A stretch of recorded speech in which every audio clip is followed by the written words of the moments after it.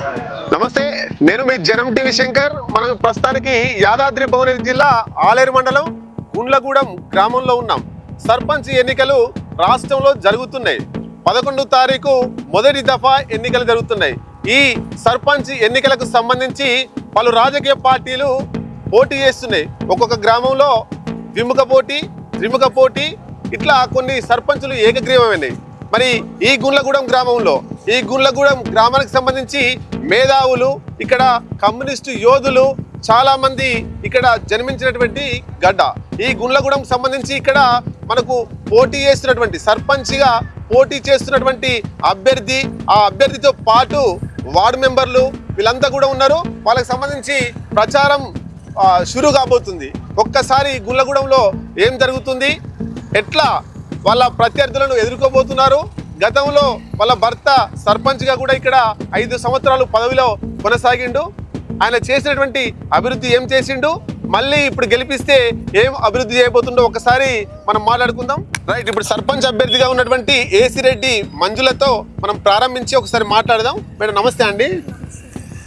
Okay, ఇక్కడ మీరు సర్పంచ్గా పోటీ చేస్తున్నారు కదా, సర్పంచ్గా పోటీ చేస్తే గెలిపించారనుకోండి, ఇక్కడ మీ ప్రజలకు మీరు ఎట్లాంటి సేవ చేయాలనుకుంటున్నారు? మేము గతంలో అన్ని పనులు దాదాపు చేసినాము.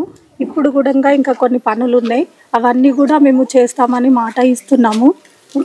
ఇప్పటి వరకు మాకు కనీసం నీళ్లు కూడా అప్పట్లో రాకుండే, అదొక్క సమస్య మాకు పెద్దగా ఉండే. ఇప్పుడు ఆయన సర్పంచ్గా ఉన్నప్పుడు నీళ్లు కూడా మాకు అన్నీ అందుబాటులోకి తెచ్చిండు. సీసీ రోడ్లు కూడా మేము అంతా చేసినాము. ఇక్కడ మనకు రజిస్టర్ సంఘం వాళ్ళు అదొక భవనం కట్టిమని చెప్పినారు. గతంలో కూడా మేము దాని గురించి చాలా కష్టపడ్డాము. వాళ్ళందరూ మాకు కేసు అది ఇది పెట్టినారు. మా ఆయన దానికోసము కేసులు అక్కడ సిటీ మొత్తం తిరిగినారు.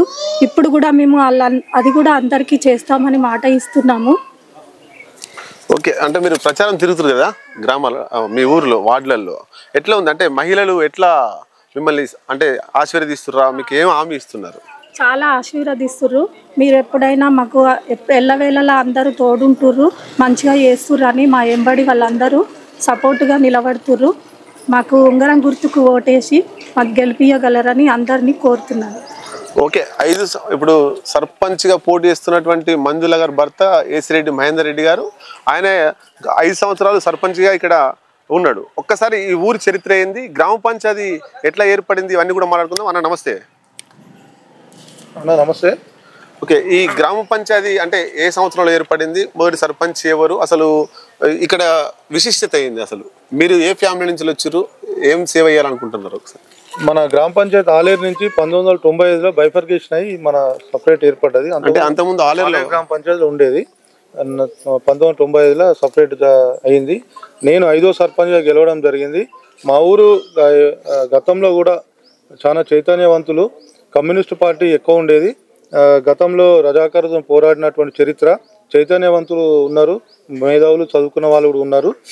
నేను గత 5 సంవత్సరాలు నన్ను ఆశీర్వదించారు. 5 సంవత్సరాల క్రితం మనకు 340 మెజార్టీతో గెలిపించారు, ప్రజలంతా ఆశీర్వదించారు.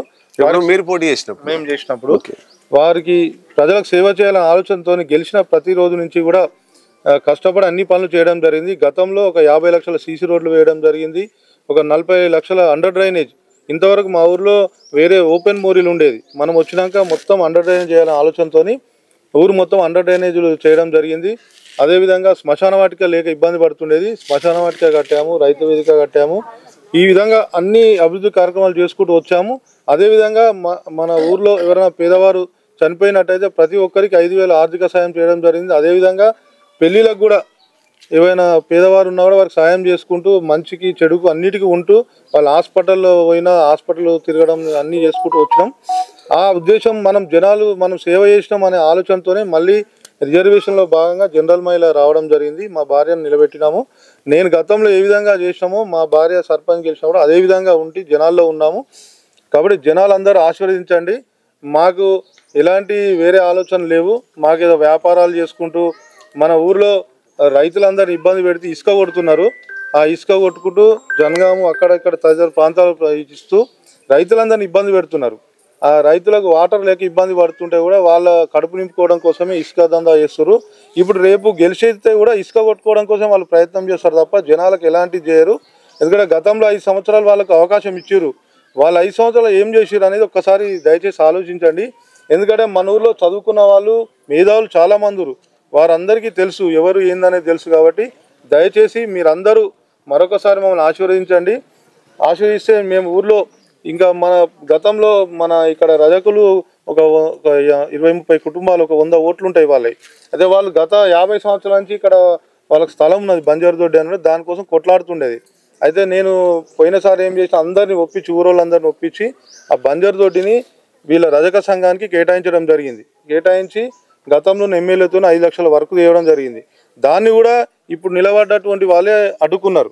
ఆ రజక సంఘం వాళ్ళు పాపం ఊరికి వాళ్ళు సేవ చేసి ఇప్పుడు వాళ్ళు మనం నీట్గా బట్టలు గిట్టలు అన్నీ వేసుకున్నామంటే వాళ్ళు రజకులు వాళ్ళు పని చేస్తేనే మనం ఇంత ఉన్నాం. కాబట్టి వాళ్ళని మనం ఆలోచించాలనే ఉద్దేశంతో వాళ్ళ కోరిక మేరకు రజక సంఘానికి 5 లక్షల బిల్డింగ్ తెచ్చి శంకుస్థాపన చేయడం జరిగింది. కానీ వాళ్ళు ఇది చేస్తే వాళ్ళకి పేరు వస్తుంది, మళ్ళా రేపు ఏమైనా ఇబ్బంది అవుతుందని చెప్పి దాన్ని కోర్టులో కేసు వేసి దాన్ని అడ్డుకోవడం జరిగింది. అడ్డుకున్నా కూడా దాన్ని ఎంతో ప్రయత్నం చేసినాం కానీ చివరిలో ఎలక్షన్ కోడ్ వచ్చి ఆగిపోయింది.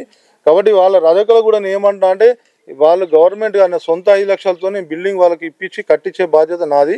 అదేవిధంగా గతంలో ఎస్సీ కాలనీలో కూడా కమిటీ హాల్ లేదు. ఆ కమిటీ హాల్ కూడా 5 లక్షలు తీసుకొచ్చి దాన్ని చేయడం జరుగుతుంది. అదేవిధంగా ఎస్సీ కాలనీలో ఒక 14 రోడ్లు వేసినాం. చరిత్రలో ఎవరు ఇంతవరకు అట్లాంటి మీరు సర్పంచ్ ఉన్నప్పుడే 14 రోడ్లు గల్లీ సీసీ రోడ్ వేసినాం. అదేవిధంగా ఎస్సీలకు కూడా మేము అన్ని విధాలు ఆదుకుంటూ మా సొంత కుటుంబ సభ్యుల లెక్క ఉన్నాము. అదేవిధంగా తండలో కూడా సీసీ రోడ్లు అన్నీ చేయడం జరిగింది. అదేవిధంగా శ్మశాన వాటిక లేక ఇబ్బంది పడితే ఆ స్థలం లేకుండా అక్కడ వాగులో చూసి కట్టడం జరిగింది. దాన్ని కూడా గతంలో నా మీద హైకోర్టులో కేసు వేసారు. శ్మశాన వాటిక ఇది అదని చేసేవాడు దాన్ని కూడా ఎదుర్కొని అన్నీ చేయడం జరిగింది. అదేవిధంగా గతంలో ఉన్న సర్పంచ్ వాటర్ ప్లాంట్ ఇచ్చారు. అప్పుడున్న పైలశేఖర్ రెడ్డి వాటర్ ప్లాంట్ ఇస్తే దాన్ని మొత్తం నిర్వీర్యం చేసి డబ్బులన్నీ వాడుకొని దాన్ని మొత్తం కొలాప్స్ చేస్తే నేను గెలిచిన ఎంబడే ప్రమాణ స్వీకారం రోజే వాటర్ ప్లాంట్ చేసి ఏటీఎం కార్డు పెట్టినాం. అప్పుడు వచ్చి లైన్లో నిలబడేది డబ్బాలు పెట్టుకొని. కానీ ఇప్పుడు ఎనీ టైం కార్డు పెడితే వాటర్ వస్తుంది. ఆ విధంగా ఇప్పుడు 6-7 సంవత్సరాల నుంచి ఎవరికి ఇబ్బంది లేకుండా వాటర్ ప్లాంట్ విషయంలో చేయడం జరిగింది. అదేవిధంగా 200 ఎల్ఈడి లైట్లు తెచ్చిన ప్రతి ఒక్క గల్లీకి ఎల్ఈడి లైటు మనము దాదాపుగా 50 స్తంభాలు కొత్తవి కూడా వేయడం జరిగింది. లేన్ దగ్గర లూజ్ వైరింగ్ దగ్గర వేసి ఒక 200 ఎల్ఈడి లైట్లు చేయడం జరిగింది. ఆ విధంగా అభివృద్ధి చేసుకుంటూ వచ్చినాం. కాబట్టి మరొకసారి మనం చేస్తే ఇంకా అభివృద్ధి చేస్తాం. మీకు ఎల్లవేళ అందుబాటులో ఉంటాం. నాకు వేరే ఎలాంటి వ్యాపారాలు కానీ అలాంటివి లేవు. ప్రజలకు సేవ చేయడం కోసం వచ్చినాం. ఒకసారి ఆశీర్వదించండి. చదువుకున్న మేధావులు అందరూ ఉన్నారు. వాళ్ళు ఒకసారి మీరు ఆలోచించి ఎవరు ఏందని చూసి ఆలోచించి చేస్తున్నాము. అదేవిధంగా ఇంకో విషయం అన్న, మా గతంలో నేను ఉన్నప్పుడు మైసమ్మ గుడి కట్టినాం. పెద్ద ఎత్తున పండుగ చేసి మైసమ్మ గుడి నిర్మించి దాన్ని పండుగ చేసినాం. అదేవిధంగా మా ఊర్లో ఇంకొకటి ఒక పురాతనమైన శివాలయం ఉన్నది. 100 సంవత్సరాల నుంచి శివాలయం ఉన్నది. దాన్ని నేను గెలిచినాక కూడా ప్రతి మహాశివరాత్రి రోజు మంచి బ్రహ్మాండంగా ఆడ పూజలు అవి చేసి వచ్చిన వారికి అందరికీ దాని అందుబాటులో ఉంటాడు చేయడం జరిగింది. అదేవిధంగా బతుకమ్మ కుంట దగ్గర కూడా స్తంభాలు వేసినాం పర్మనెంట్గా. అదే పోషమ్మ గుడి దగ్గర కూడా పర్మనెంట్ స్తంభాలు వేసి లైట్లు వేసినాము. ఊరు మొత్తం ఒక్కదాని ఆడాలి బతుకమ్మని ఆలోచనతో గుంపులుగా ఇక్కడ ఊర్లో 4 అయినా ఒక్కదాని ఆడాలనే ఆలోచనతో ఆడ డీజే పెట్టి లైట్లు గిని పెట్టి మంచిగా 5 ఏళ్ళు మంచిగా చేసినాం. అదేవిధంగా శివాలయం పురాతనమైనది. మనకు ఆదిదేవుడు శివుడు కాబట్టి ఆ శివాలయాన్ని ఖచ్చితంగా నిర్మిస్తా. దాన్ని కూడా గెలవగానే శివాలయం మంచిగా కట్టేస్తాం. దుర్గమ్మ గుడి గతంలో కట్టిరు. అది కూడా కొంచెం అంటే మైసమ్మ గుడి కట్టినాం కాబట్టి అది కొంచెం చిన్నగా అయిపోయింది. అది పెద్దగా ఉండేసరికి ఆ 2 గుళ్ళను కూడా నిర్మించి చేస్తాము. కాబట్టి ప్రజలారా ఒక్కసారి ఆలోచించండి. మీకు సేవ చేయడానికి ఉన్నా కాబట్టి ఒకసారి ఆలోచించండి.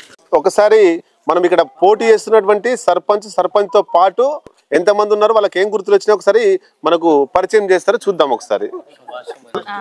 నా పేరు గంగాధరి లత. నేను 2nd వార్డుకున్నా. నాకు ఫ్రాక్ గుర్తొచ్చింది. గౌను 2వ వార్డుకున్నా.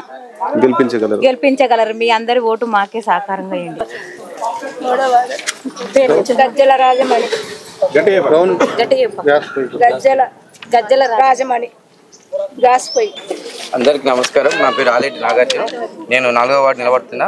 నాకు గౌన్ గుర్తు ఓటేసి గెలిపేయాలని మాకు యూత్ తరఫున నాకు ఇచ్చినందుకు మా యూత్ కూడా సపోర్ట్ ఉంది. నన్ను గెలిపేయాలని కోరుతున్నా. అందరికీ నమస్కారం. నా పేరు గంపల విజయ్. 5వ వార్డు అభ్యర్థిగా పోటీ చేస్తున్నాను. నా గుర్తు గౌను గుర్తు. గౌను గుర్తుకు ఓటేసి గెలిపించగలని మనవి.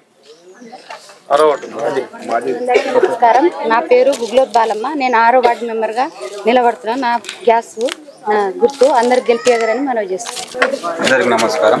నా పేరు ఎర్ర మహేందర్. నాకు గౌను గుర్తు వచ్చింది. 7వ వార్డు నిలబడుతున్నా. అందరూ ఓటేసి గెలిపించారని. నమస్తే, అందరికి నమస్తే. నా పేరు రవీంద్ర నాయక్. ఫస్ట్ వార్డుకు ఈ స్టవ్ గుర్తుకు ఓటేసి గెలిపించారు. గుల్లెగూడెం బీఆర్ఎస్ మా అభ్యర్థి అయిన ఏసిరెడ్డి మంజుల గారిని గుల్లెగూడెం ప్రజలంతా గతంలో వాళ్ళు సర్పంచ్ చేసారు కాబట్టి మంచి అనుభవం ఉంది అన్నగారికి. అదేవిధంగా వాళ్ళ భార్యను కూడా భారీ మెజార్టీతో గెలిపిస్తారని మా గుల్లెగూడెం గ్రామ యూత్ అందరం కూడా అందరం కష్టపడి వాళ్ళని గతంలో 340 మెజార్టీ వచ్చింది. ఇప్పుడు 500 మెజార్టీతో మేము గెలిపిస్తామని మా యువత అంతా కోరుకుంటున్నాం. మేము కష్టపడతాం, నిరంతరం పార్టీ కోసం పనిచేస్తున్నాం. 500 మెజార్టీ మేము వస్తామని మేము కోరుకుంటున్నాం. మా ఊరు ప్రజలందరం కూడా ఉంగరం గుర్తు కోసి భారీ మెజార్టీ ఇస్తారని మేము కోరుకుంటున్నాం. యూత్ తరఫు నుంచి మేము అందరం మాట ఇస్తున్నాం. మాకు ఒక యూత్ బిల్డింగ్ కూడా ఖచ్చితంగా మేము అడుగుతాం. ఎందుకంటే మా ఊర్లో చదువుకున్న వాళ్ళకు మేధావులు ఎంతో మంది ఉన్నారు కాబట్టి ఒక యూత్ బిల్డింగ్ కూడా మేము అడుగుతాం. ఖచ్చితంగా మాకు హామీ ఇస్తాడు, అది నెరవేర్చాలని మేము అందరం కోరుకుంటున్నాం మా యూత్ నుంచి కూడా. థ్యాంక్ యూ అండి. గుల్లగూడెం గ్రామ ప్రజలకు 9వ వార్డు నెంబర్. నేను ఖితావా సాయి కుమార్ నాయక్. మన బీఆర్ఎస్ పార్టీ నుంచి నిలబడుతున్నాను. గుర్తు నుంచి మినిమం ఒక 500 మెజారిటీ తోటి ఏసిరెడ్డి మంజుల గారిని గెలిపిస్తామని మేము సిద్ధపడుతున్నాము. దానికి అందరూ సహకరించగలరు. మొత్తం మీద గుల్లగూడెం సంబంధించి గతంలో 5 సంవత్సరాలు పరిపాలించిన సీసీ రోడ్లు కావచ్చు, లేకపోతే ఇంకా అనేక రకాల అభివృద్ధి కార్యక్రమాలు చేసిన మళ్ళీ ఒక్కసారి తన భార్యను గెలిపిస్తే ఇంత ముందు ఎట్లయితే అభివృద్ధి చేసినో అలాగే అంతకంటే ఎక్కువ అభివృద్ధి చేస్తానని చెప్తున్నటువంటి మహేందర్ రెడ్డి గారు, తర్వాత మంజుల గారు మొత్తం మీద ఈ గ్రామంలో ప్రచార సరళి జరుగుతుంది. ఆ ప్రచార కార్యక్రమాలను మనం సరళిని కూడా చూద్దాం. ఎట్లా ప్రచారం సాగుతుంది, ఎట్లా వీళ్ళను ప్రజలు రిసీవ్ చేసుకుంటున్నారో చూద్దాం.